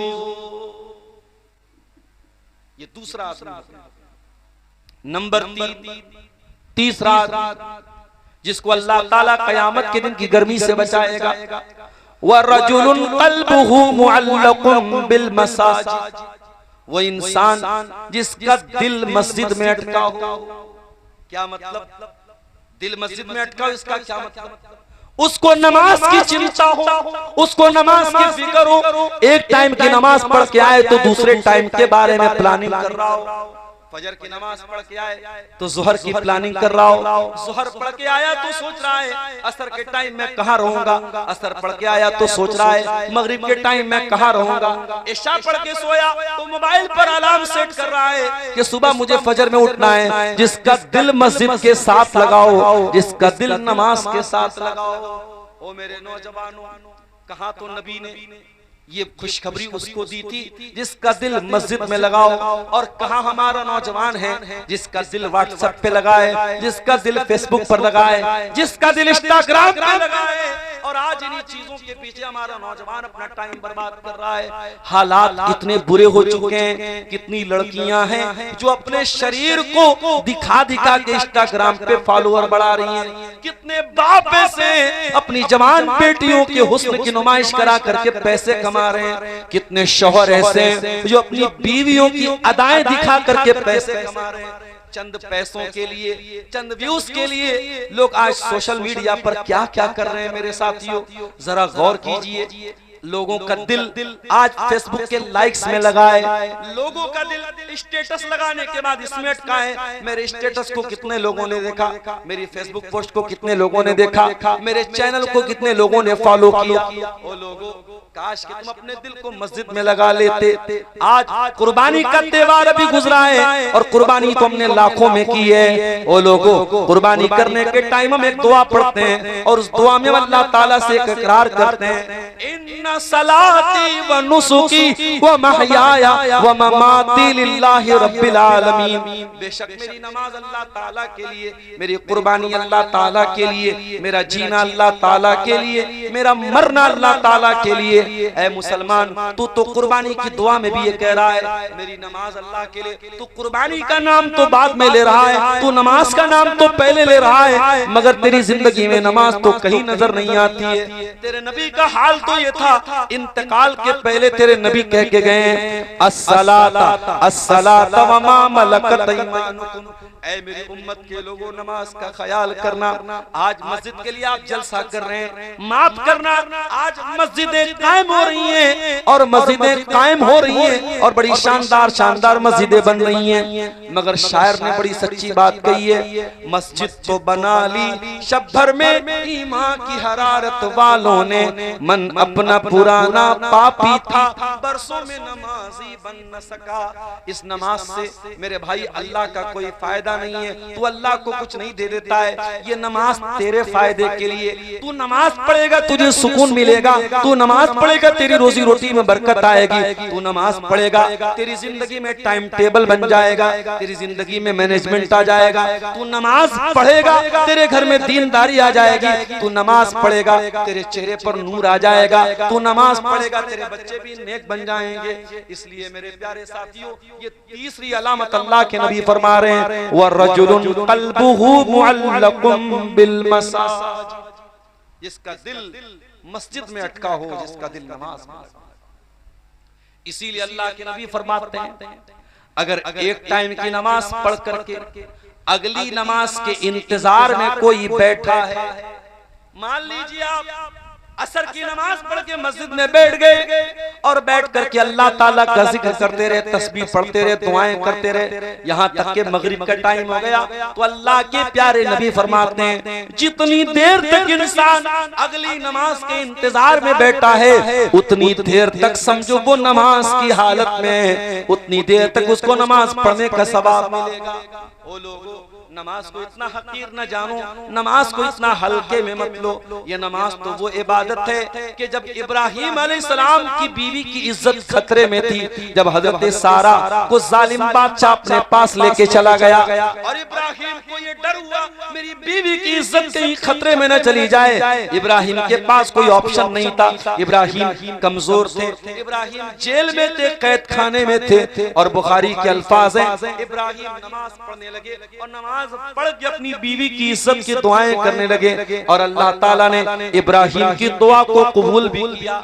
जब वो जालिम बादशाह हजरत सारा के करीब पहुंचा और उनको हाथ लगाने की कोशिश की, उसका हाथ पैरालाइज हो गया, उसका हाथ पत्थर का हो गया, उसका हाथ आगे ही नहीं बढ़ रहा था। उसने कहा तू दुआ कर दे, मैं ठीक हो जाऊं, मैं दोबारा तुझको टच नहीं करूंगा। फिर उसने जब हाथ ठीक हो गया दोबारा फिर हाथ लगाने की कोशिश की, लगातार 3 बार ऐसा हुआ, जब 3 बार लगातार ऐसा हुआ और वो सारा को टच भी नहीं कर सका, तो उसने अपने नौकरों को बुलाया, कल ले जाओ, तुम कौन सी शैतान औरत को मेरे पास लेके आए हो। और जब सारा जाने लगी तो हाजरा नाम की एक लौंडी भी उनको बतौर गिफ्ट दे दिया। और सारा जब हाजरा को लेकर के पहुंची तो देखा कि शौहर को नमाज पढ़ रहा है और शौहर नमाज की हालत में अपनी बीवी की इज्जत की दुआएं कर रहा है। दूर से हजरत हाजरा ने, हजरत सारा ने अपने शौहर इब्राहिम को देखा और कहा रद्दल्लाहु कैदल फाजिर व अक़दम हाजर, ऐ मेरे सरताज, अल्लाह ताला ने आपकी दुआ को सुन लिया और अल्लाह ताला ने उस बादशाह की चाल को नाकाम कर दिया और हमें तोहफे के तौर पे हाजरा भी दे दिया। मेरे प्यारे साथियों, ये नमाज व इबादत है, इसको हकीर न समझना, इसको हल्के में न लेना। अल्लाह के नबी जब बहुत टेंशन में होते थे, आप हजरत बिलाल से कहते थे, या बिलाल अरिहना बिस्सला, ऐ बिलाल तू हमें नमाज के जरिए सुकून दे। 3 चीजें होंगी। नंबर 4, 7 चीजें बयान करके मैं तकरीर अपनी खत्म कर दूंगा। सुनिए, चौथी चीज जो कयामत के दिन की गर्मी से आपको नजात देगी, अल्लाह के नबी फरमाते हैं, वरजुलानी तहाब्बा फिल्लाहि इज्तमा अलैहि व तफर्रक़ा अलैहि। 2 लोग आपस में मोहब्बत करते हैं अल्लाह के लिए और आपस में नफरत करते हैं तो अल्लाह के लिए, मिलते हैं तो अल्लाह के लिए और जुदा होते हैं तो अल्लाह के लिए। आप किसी आलिम दीन से मोहब्बत करते हैं, आपका कोई रिश्ता नहीं है उससे, आप उससे इसलिए मोहब्बत करते हैं क्योंकि वो आपको कुरान पढ़ के सुनाता है, वो हदीसें पढ़ के सुनाता है, वो दीन की बातें करके सुनाता है, आप उससे मोहब्बत करते हैं। आप अपने बच्चे का नाम उसके नाम पे रखते हैं, आप ये चाहते हैं मेरा बच्चा भी उस आलिम दीन के जैसा हो जाए। ये मोहब्बत भी अल्लाह के लिए है। मेरे प्यारे साथियों, अगर ऐसी मोहब्बत आपको अपने उलमा के साथ है, ऐसी मोहब्बत आपको अपने दुआत के साथ है, ये मोहब्बत भी कल कयामत के दिन आपको सूरज की गर्मी से बचाएगी। 2 लोग आपस में मोहब्बत करते हैं अल्लाह के लिए, मिलते हैं अल्लाह के लिए, जुदा होते हैं अल्लाह के लिए। आज ऐसी मोहब्बत कहां मिलती है? आज तो मोहब्बत पैसे की बदौलत, आज तो मोहब्बत दुनियावी फायदे की बदौलत है।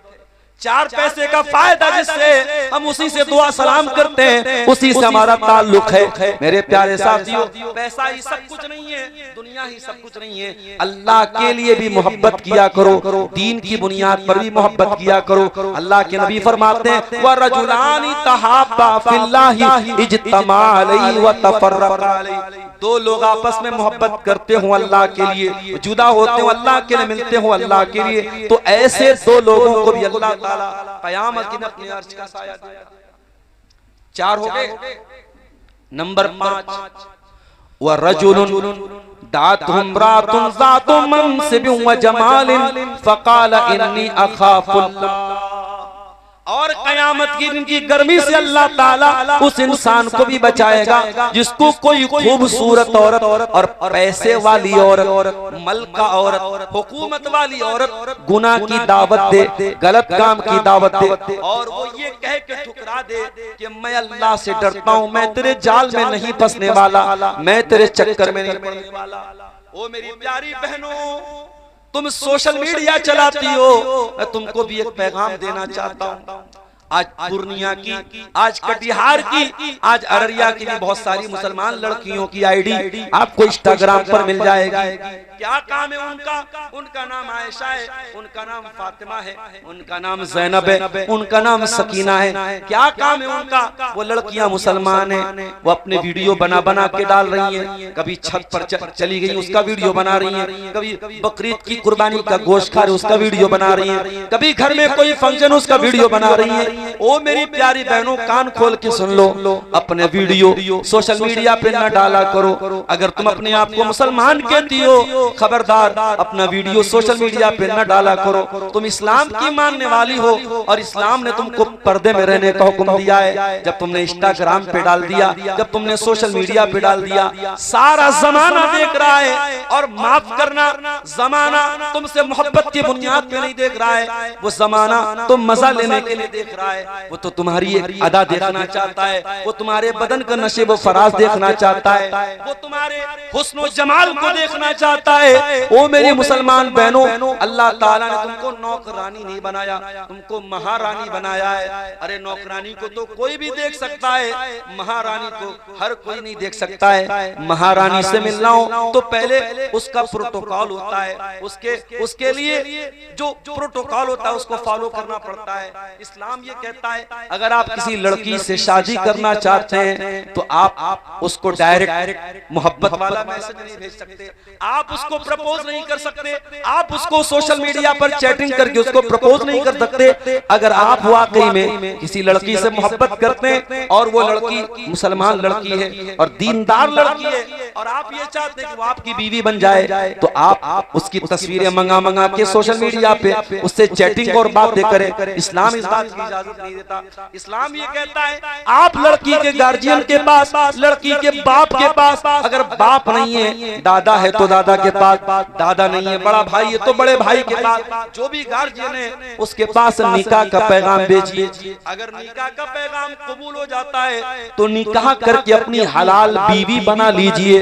ओ मेरी बहनों, कान खोल के सुन लो, ये सोशल मीडिया पर प्यार और मोहब्बत का दावा करने वाले ये सब तुम्हारे जिस्म के भूखे भेड़िए हैं, ये हवस के भूखे भेड़िए हैं। अगर वाकई में जो तुमसे प्यार और मोहब्बत करेगा वो निकाह का पैगाम भेज करके हलाल तरीके से तुमको अपनी बीवी बनाएगा और बीवी बना करके जन्नत में तुमको अपने साथ लेके जाएगा। जो मोहब्बत करेगा वो अपने साथ जन्नत में लेके जाएगा, जो मोहब्बत करेगा वो ज़िना करके तुमको जहन्नम में लेके नहीं जाएगा। ओ मेरी प्यारी बहनों, मोहब्बत के नाम पे कोई ज़िना की दावत दे तो खबरदार उसकी दावत को कबूल न करना। लड़कियों को भी यही पैगाम देता हूँ और लड़कों को भी यही पैगाम देता हूँ, मेरे नौजवान भाइयों, अपनी जवानी को इतना हल्का न बनाओ, अपने आप को इतना हकीर न बनाओ। अल्लाह ताला ने तुम्हारे जिस्म के अंदर जो शहवत और जो जरूरत है उसको पूरा करने के लिए निकाह का सिस्टम रखा है। अगर तुम निकाह करने के काबिल हो गए निकाह कर लो, हराम तरीके से अपनी ख्वाहिशात को पूरा ना करो। कोई कितनी भी खूबसूरत औरत है, कोई कितनी भी पैसे वाली औरत है, अगर आपको ज़िना की दावत दे रही है, अगर आपको ज़िना की तरफ बुला रही है, आप ये हदीस याद कर लेना। अल्लाह के नबी फरमाते हैं व रजुलुन दातु इम्रातुन ज़ातु मनसिबिन व जमाल, जिसको कोई खूबसूरत औरत और पैसे वाली औरत गुनाह की तरफ बुला रही है और वो ये कह के ठुकरा दे मैं अल्लाह से डरता हूँ, ये बहुत बड़ी बात है। जब तक आपके दिल में अल्लाह का डर नहीं होगा मेरे भाई, आप ज़िना से नहीं बच सकते। अल्लाह का डर नहीं होगा तो शादीशुदा भी ज़िना कर रहा है। कितने वाक़यात हैं, शादी हो चुकी है, खूबसूरत बीवी है, बच्चे भी हैं, लेकिन वो इंसान भी जाकर के गंदी औरतों के पास जा रहा है, फाहिश औरतों के पास जा रहा है। कितनी औरतें, शौहर मौजूद है, शौहर नेक भी है, दीनदार भी है, शौहर उसका हक भी अदा कर रहा है, मगर वो किसी दूसरे मर्द के साथ नाजायज ताल्लुक बना के बैठे। जब तक दिल में अल्लाह का डर पैदा नहीं होगा न कुंवारा ज़िना से बचेगा न शादीशुदा ज़िना से बचेगा। मेरे प्यारे साथियों, अल्लाह का डर अगर पैदा हो जाए तो ज़िना का मौका मिलेगा तब भी इंसान ज़िना नहीं करेगा। अरे यूसुफ अलैहिस्सलाम को देखो, यूसुफ तो बहुत खूबसूरत थे। अरे तुम क्या खूबसूरत हो, तुम क्या हैंडसम हो। अरे यूसुफ तो इतने हैंडसम थे, इतने खूबसूरत थे। अल्लाह के प्यारे नबी फरमाते हैं पूरी दुनिया में अगर सारी खूबसूरती को दो हिस्सों में बांट दिया जाए तो आधी खूबसूरती यूसुफ अलैहिस्सलाम को मिली थी। इतने खूबसूरत थे यूसुफ अलैहिस्सलाम। यूसुफ अलैहिस्सलाम जिस औरत के घर में रहते थे उसी औरत ने उनकी खूबसूरती को देख करके उनकी खूबसूरती को देख करके उस औरत ने यूसुफ को फंसाना चाहा। और कुरान कहता है वरावदतुल्लती हुआ फी बैतिहा, एक दिन उस औरत ने मौका देख करके घर के सारे दरवाजे बंद कर लिए, सारे दरवाजे बंद कर लिए और अपने कपड़े उतार करके, या ये कह लीजिए कि अपने आप को बना करके सवार करके कहती है हाय तलक, ऐ यूसुफ तुम मेरे पास आ जाओ। यूसुफ अलैहिस्सलाम उस औरत की खूबसूरती को भी जान रहे हैं और यूसुफ को ये भी पता है कि मैं भी जवान हूँ, ये भी जवान है, और ये भी पता है कोई कैमरा नहीं लगा है, कोई पकड़ने वाला नहीं है, और सारे दरवाजे औरत खुद बंद कर चुकी है और औरत खुद बुला रही है और कह रही है ऐ यूसुफ तुम मेरे पास आ जाओ। काला माअज़ल्लाह, यूसुफ कहते हैं मैं अल्लाह की पनाह चाहता हूँ। ऐ जुलेखा, ऐ मेरे मालिक की बीवी, मैं मैं ये गंदा काम नहीं कर सकता। इन्नहु ला युफ्लिहुज़्ज़ालिमून, मैंने मेरे रब ने तेरे घर में मुझको ठिकाना दिया है, मैं अपने मालिक के साथ इतनी बड़ी दगाबाजी कर दूं, अपने ही मालिक के साथ मैं इतना बड़ा नमक हरामी कर दूं। इन्नहु ला युफ्लिहुज़्ज़ालिमून, ऐ ज़ुलेखा मैं ऐसा नहीं कर सकता। ऐ अज़ीज़े मिस्र की बीवी मैं तेरे जाल में नहीं फंस सकता। मेरे प्यारे साथियों, ये अल्लाह का डर था जिसने यूसुफ को बचाया था। वो अल्लाह का डर आज भी आपके अंदर अगर होगा तो मेरे भाइयों आप अपने आप को ज़िना से बचा लेंगे। ज़िना का मौका मिलेगा लेकिन अपने आप को ऐसे मौके पर भी बचा लिया जाए। यही तकवा का इम्तिहान है, यही अल्लाह के डर का इम्तिहान है।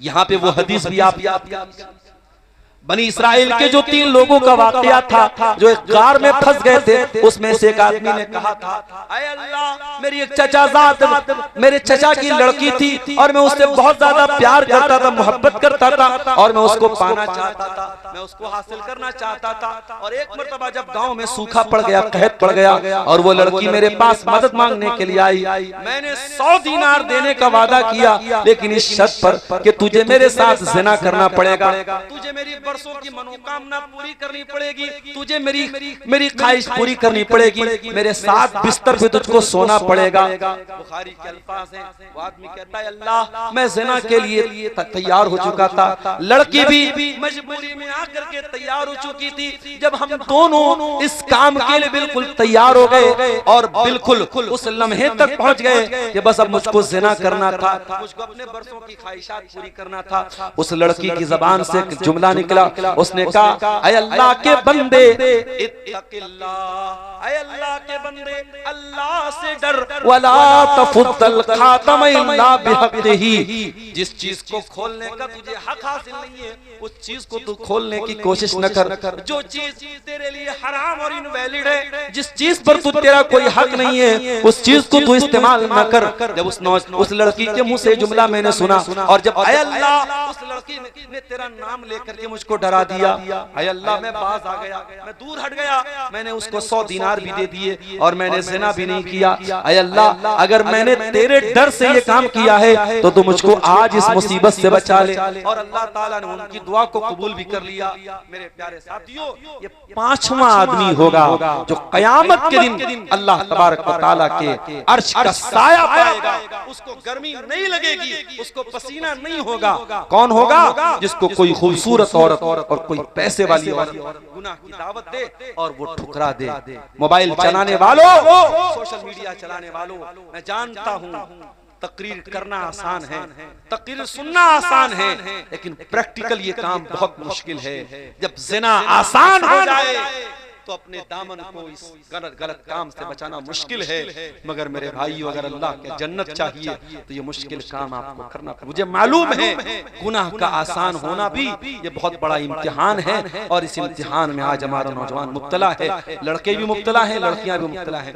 और इसीलिए मैं अक्सर एक बात कहता हूँ कि अगर ज़िना को हमें रोकना है तो हमें निकाह को आसान करना पड़ेगा।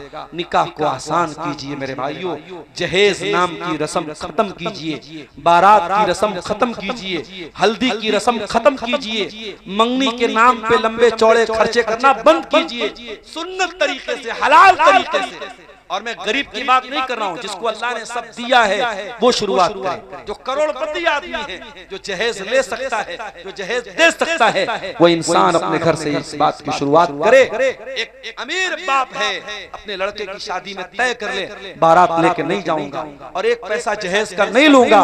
जब इस तरीके से जो साहिब इस्तिताअत लोग हैं, जो ताकतवर लोग हैं, जो मजबूत लोग हैं, जब वो शुरुआत करेंगे तो इंशाअल्लाह गरीबों के सर से ये बोझ उतरेगा। जब अमीर आदमी कोई काम करता है और समाज का उसको एक हिस्सा बना दिया जाता है तो गरीब आदमी बेचारा उसको निभाने में कर्जा लेता है, मदद मांगता है और उसको करना पड़ता है। मेरे प्यारे साथियों, निकाह को आसान कीजिए, तभी ज़िनाकारी मुश्किल होगी। 5 चीजें मैं बयान कर चुका हूँ, 2 चीजें और बयान करके बात करूंगा। नंबर 6, छठा आदमी जिसको अल्लाह तबारक व तआला क़यामत के दिन गर्मी से बचाएगा, फरमाया व रजुलुन तसद्दक़ बिसदक़तिन फ़ाक़फ़ाहा, वो आदमी जो अल्लाह की राह में दान देता है, सदका देता है, मस्जिद में देता है, मदरसे में देता है, यतीमों को देता है, बेवाओं को देता है, और छुपा करके देता है, छुपा करके देता है, हत्ता ला तालमा शिमालुहु मा तुनफिकु यमीनुहु, बाएं हाथ को भी नहीं पता कि दाहिना हाथ क्या खर्च कर रहा है। आज तो मौलवी साहब, हमने मस्जिद में 1 लाख रुपया दिया, आपने मेरा नाम क्यों नहीं लिया? जब तक हाजी साहब का, सेठ जी का नाम स्टेज से न ले लिया जाए, तब तक सेठ जी को ऐसा लगता है मेरा चंदा ही कबूल नहीं। अरे अल्लाह के बंदो, मैं ये नहीं कहता हूं कि माइक में चंदा करना हराम है, गलत है, लेकिन कुछ ऐसी भी नेकी करके जाओ जो प्राइवेट हो, जो आपके और अल्लाह के बीच में हो, किसी तीसरे को पता ही ना हो कि आपने वो नेकी कब की। आप गौर कीजिए, जुमा का दिन है, फजर की नमाज का टाइम भी आधा घंटे के बाद फजर की अजान हो जाएगी। आप देखिए, फजर की नमाज जब आप पढ़ेंगे जुमा के दिन, और इमाम साहब दूसरी रकात में जब सूरह दहर पढ़ेंगे, सूरह दहर में ये आयत भी आपकी नजरों से गुजरेगी, वयुतीऊन अत्ताम अला हुब्बिही मिस्कीनन व यतीमन व असीरा। मेरे नेक बंदे यतीमों को खाना खिलाते हैं, कैदियों को खाना खिलाते हैं, गरीबों को खाना खिलाते हैं, और खाना खिला के कहते हैं इन्नमा नुतिमुकुम लिवजहिल्लाह, हम तो तुम्हें अल्लाह को राजी करने के लिए खाना खिला रहे हैं, ला नुरीदु मिनकुम जज़ाअन वला शुकूरा, हमें तुमसे कोई बदला नहीं चाहिए, हमें तुमसे कोई शुक्रिया नहीं चाहिए। इन्ना नखाफु मिन रब्बिना यौमन अबूसन कमतरीरा, अरे हमें तो कयामत के दिन का डर है, हमें तो अल्लाह के अज़ाब का डर है, हम तुमसे कोई बदला नहीं चाहते, हम तो अल्लाह से अपनी नेकी का बदला चाहते हैं। मेरे प्यारे साथियों, कुछ ऐसी नेकी करके दुनिया से जाओ जो नेकी करके दरिया में डाल दो। वो कहावत है ना, नेकी कर दरिया में डाल, नेकी करके भूल जाओ किसकी आपने मदद की थी। ऐसी नेकियां कल कयामत के दिन हमारे काम आएंगी। मगर आज अफसोस की बात है, आज इंसान गरीब को कंबल भी देता है तो कैमरे के सामने देता है, अनाज की बोरी भी देता है तो कैमरे के सामने देता है, सब कुछ सोशल मीडिया पे डाला जा रहा है। और अब नेकी कर दरिया में डाल, वो कहावत पुरानी हो गई, अब नई कहावत आई है, नेकी कर यूट्यूब पर डाल, नेकी कर सोशल मीडिया पे डाल, नेकी कर फेसबुक पर डाल, नेकी कर व्हाट्सएप पे डाल। आज नेकियों का प्रचार हो रहा है। मेरे प्यारे साथियों, अल्लाह के नबी फरमाते हैं बायां हाथ उसको भी मालूम न हो कि दाहिना हाथ क्या खर्च कर रहा है। ऐसा सदका और खैरात अल्लाह के नेक बंदे दिया करते थे। अल्लाह के नबी के नवासे हजरत हुसैन रजी अल्लाह तआला अन्हु के एक बेटे थे जिनका नाम अली बिन हुसैन था। अली बिन हुसैन का इंतकाल हुआ और जब उनको नहलाया जाने लगा, उनकी पीठ पर बोरी के मोटे मोटे निशान थे। लोगों को बड़ी हैरत हुई कि ये तो ऐसी कोई मेहनत का काम नहीं करते थे, ये कोई बोरी बोरी नहीं उठाते थे, इनकी पीठ पर ये निशान क्यों पड़े हैं। धीरे धीरे मदीना के अंदर ये बात वायरल हो गई कि अली बिन हुसैन को नहलाया गया तो उनकी पीठ पर बोरी के निशान पड़े थे। मदीना की कुछ गरीब फैमिलियां, उनको भी जब ये बात पता चली, उन्होंने आकर के अली बिन हुसैन के घर वालों से कहा, हमको मालूम है कि इनकी पीठ पर ये निशान क्यों पड़े हैं। कहा कैसे पड़े? कहा कि हर महीने की पहली तारीख को हमारे घर में अल्लाह का कोई नेक बंदा अनाज की बोरी लेके आया करता था, पूरे महीने का राशन लेके हमारे घर के दरवाजे पर पहुंचा दिया करता था। और ऐसे टाइम आता था जब रात का सन्नाटा और सारे लोग सो रहे हो, पूरी जिंदगी अली बिन हुसैन हमारे घर में अनाज की बोरी लाते रहे और हमको पता न चल सका वो अनाज की बोरी लाने वाले कौन है। आज इंतकाल के बाद इनके पीठ पर जो बोरी के मोटे मोटे निशान हैं, इन निशानों से ये पता चल गया हमारे घरों में अनाज की बोरी लाने वाला कोई और नहीं, वो नबी का नवासा है, वो नवासे के बेटे हैं, वो अली बिन हुसैन हैं। मेरे प्यारे साथियों, वह रजुलुन तसद्दक़ बिसदक़तिन फ़अख़फ़ाहा, ऐसा सदका करके जाओ कि बाएं हाथ को भी पता न चले दाहिने हाथ में क्या खर्च किया था। अगर ऐसा करके जाओगे तो कयामत के दिन गर्मी नहीं लगेगी, कयामत के दिन अल्लाह ताला अपनी एसी और अपने अर्श का साया देगा और वहां आपको ठंडक मिलेगी, वहां आपको कोई गर्मी नहीं लगेगी। अब एक आखिरी टुकड़ा हदीस का सुन लीजिए और इसी पर हम बात अपनी खत्म करेंगे। अल्लाह के नबी फरमाते हैं वरजुलन ज़करल्लाह खालियन फफाज़त ऐना, और और कयामत के दिन वो इंसान भी अल्लाह के अर्श का साया पाएगा जो तन्हाई में अकेले में अल्लाह को याद करता हो। ओ मेरे नौजवानों, तुम तो अकेले में मोबाइल को इस्तेमाल करते हो और कैसे कैसे इस्तेमाल करते हो ये तुम जानते हो, तुम्हारा मोबाइल जानता है। तुमने सारी चीजों को डिलीट कर दिया होगा, मगर अल्लाह ताला के अब कोई चीज डिलीट होने वाली नहीं है।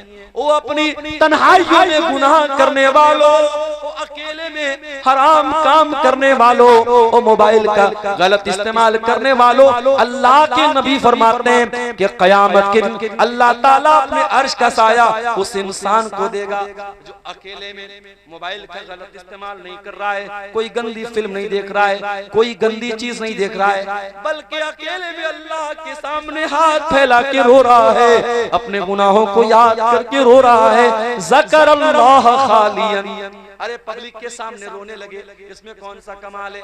कमाल तो ये है बंद कमरा है और आंखों से आंसू बह रहे हैं और सिसकियां निकल रही हैं और कोई सुनने वाला नहीं है, सुनने वाली कोई जात है तो अल्लाह की है। ओ लोगों, तुम दुनिया के सामने रोगे, दुनिया मजाक उड़ाएगी, दुनिया के सामने रोगे, दुनिया जलील करेगी, मगर अल्लाह के सामने रोने वाला कभी जलील नहीं होता है, अल्लाह के सामने रोने वाला कभी शर्मिंदा नहीं होता है। अल्लाह के नबी फरमाते हैं ऐनानी ला तमस्सुहुमुन नार, दो आंखें ऐसी हैं जो जहन्नम में नहीं जाएंगी। ऐनुन बातत तहरुसु फी सबीलिल्लाह, एक वो आंख है जो अल्लाह की राह में चौकीदारी कर रही है, जो इस्लामी हुकूमतों की बॉर्डर पर जो पहरेदारी कर रहे हैं, जो अल्लाह की राह में रात रात भर पहरेदारी कर रहे हैं, वो आंखें भी अल्लाह की जहन्नम की आग में नहीं जाएंगी। बकत मिन खशियतिल्लाह, और जिस आंख से अल्लाह के खौफ से आंसू बहता हो, जिस आंख से अल्लाह के खौफ से आंसू निकलता हो, जो अल्लाह के खौफ से रोता हो, वो इंसान भी जहन्नम की आग में नहीं जाएगा। मेरे प्यारे साथियों, अल्लाह के सामने रोया करो मेरे साथियों, अल्लाह के सामने आंसू बहाया करो। ये आंसू बड़े कीमती हैं, मगर क्या किया जाए, हमारे दिल बड़े कठोर हो गए हैं। हमारे दिल तो जनाजों को देख करके भी नहीं पसीजते हैं, हमारे दिल तो मैयतों को दफन करके भी नहीं पसीजते हैं। इंशाअल्लाह कभी मौका मिला इसी नीमा की सरजमीन पर हम इस मौजू पर भी तकरीर करेंगे। अल्लाह के नबी की आंखों से कब कब आंसू निकले थे, कब कब आप रोए थे, वो बड़ा प्यारा मौजू है, बड़ा बेहतरीन मौजू है, रुलाने वाला मौजू है। कभी उस पर भी हम बात करेंगे मेरे प्यारे साथियों। आप गौर कीजिए, वो इंसान जो तन्हाई में अल्लाह को याद करता है और उसकी आंखों से आंसू बह जाते हैं। मैं एक वाकया सुना के बाद खत्म कर रहा हूँ। हजरत आयशा रजी अल्लाह ताला अन्हा वो नमाज पढ़ रही थी और चाश्त की नमाज पढ़ रही थी और उस नमाज में सूरे तूर की तिलावत कर रही थी। सूरे तूर में अल्लाह ताला ने जन्नतियों का जिक्र किया और जन्नतियों का जिक्र करते हुए अल्लाह ने फरमाया कि जन्नती जब जन्नत में जाएंगे कहेंगे फमन्नल्लाहु अलैना व वक़ाना अज़ाबस समूम। जन्नती जब जन्नत में जाएंगे कहेंगे अल्लाह तेरा शुक्र है कि तूने हमको जहन्नम की आग से बचा लिया, जहन्नम की गर्म हवाओं से बचा लिया। ऐ अल्लाह तेरा बड़ा एहसान है कि तूने जन्नत में डाल दिया। हजरत आयशा इस आयत पर पहुंची, बार बार उसी आयत को पढ़ने लगी, पढ़ती जा रही है, रोती जा रही है, पढ़ती जा रही है, रोती जा रही है। उनका भतीजा कासिम बिन मोहम्मद अपनी फूफी से मिलने के लिए आया, देखा फूफी जान नमाज पढ़ रही हैं और इसी आयत को पढ़ के रो रही हैं। बड़ी देर तक वो खड़ा रहा, फिर सोचा मेरी फूफी अभी बहुत देर से ये आयत पढ़ के रो रही हैं। वहां से चला गया, बाजार चला गया, सौदा सलफ लेने चला गया और बड़ी देर के बाद आया और जब आया तो क्या देखता है, हजरत आयशा उसी हालत में नमाज में खड़ी हैं और रोती चली जा रही हैं और दोनों आंखों से आंसू बह रहे हैं और ये यही आयत पढ़ती चली जा रही है फमन्नल्लाहु अलैना व वक़ाना अज़ाबस समूम। ऐ अल्लाह तेरा एहसान हो गया हम पर कि तूने जहन्नम की आग से हमको बचा लिया। गोया हजरत आयशा उस मंजर को याद करके रो रही थी, जहन्नम के मंजर को याद करके किस तरीके से अल्लाह ताला जहन्नम के मंजर से, जहन्नम की आग से जन्नतियों को बचाएगा। और गोया वो रो रो के अल्लाह से दुआ कर रही थी, अल्लाह तो हमको भी उन खुश नसीब बंदों में शामिल फरमा दे। मेरे प्यारे साथियों, अगर हो सके तो कभी तन्हाई में ये आंसू अपनी आंखों में ले आना, ये आंसू आंसू अगर आ गए आंखों में, ये सच्चे आंसू, ये तौबा के आंसू आ गए, तो इंशाअल्लाह जहन्नम की आग और कयामत के दिन की गर्मी से अल्लाह ताला आपको बचाएगा।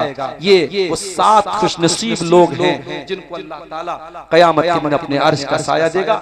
इन पर थोड़ी सी रोशनी आज की तकरीर में मैंने डाली है। मैं उम्मीद करता हूं कि इंशाअल्लाह इन 7 चीजों में से कोई एक चीज हम जरूर अपने अंदर पैदा करने की कोशिश करेंगे। हम अल्लाह से दुआ करते हैं रब्बुल आलमीन हमारे दिलों में आखिरत की फिक्र पैदा फरमा दे, हमें क़यामत के दिन की तैयारी की तौफीक अता फरमा दे, हमें जन्नत में लेके जाने वाला अमल करने की तौफीक अता फरमा दे, हमें जहन्नम की आग से बचा ले रब्बुल आलमीन, हमें नेकियों की तौफीक अता फरमा दे, हमें गुनाहों से बचा ले, हमारी जवानियों को तू गुनाहों की आलूदगी से बचा ले, हमारी माओ बहनों को भी हिफाजत फरमा, हमारे नौजवानों की भी हिफाजत फरमा, इस बेहयाई के दौर में बेहयाई से बचा, इस बदकारी के दौर में बदकारी से बचा। ऐ अल्लाह जो बीमार हैं उनको शिफाए कामिला आजिला अता फरमा, जो रोजी रोटी से परेशान हैं ऐ अल्लाह उनके कारोबार में बरकत नसीब फरमा। ऐ अल्लाह अब तो खबरें ऐसी ऐसी सुनने की आदत पड़ चुकी है जो खबरें सुन करके कलेजा कटता है।